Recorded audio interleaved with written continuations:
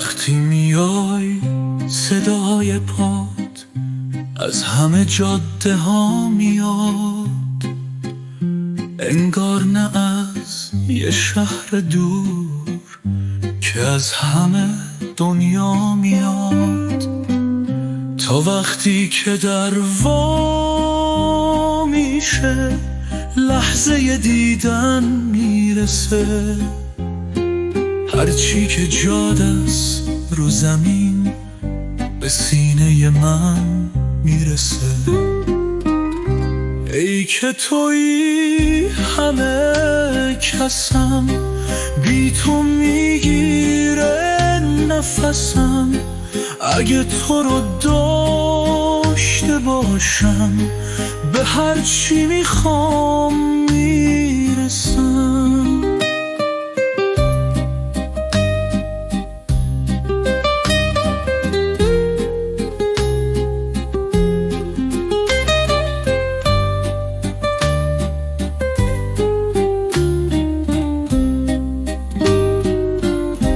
وقتی تو نیستی قلبمو واسه کی تکرار بکنم؟ گلهای خواب آلوده رو واسه کی بیدار بکنم؟ واسه کبوت برای عشق دست کی دونه به پاشه؟ مگه تن من میتونه بدون تو زنده باشه؟ ای که تویی همه کسم، بی تو میگیره نفسم. اگه تو رو داشته باشم به هر چی میخوام میرسم.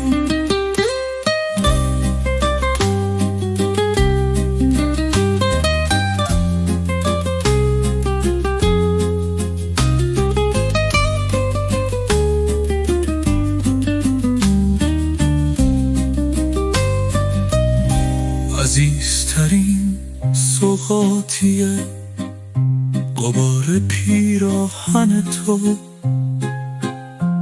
عمر دوباره منه دیدن و بویدن تو.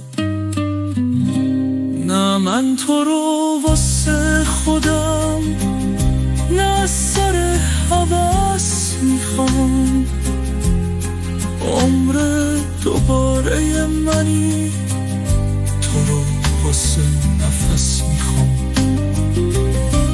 ای که تویی همه کسم، بی تو میگیره نفسم. اگه تو رو داشته باشم به هر چی میخوام میرسم.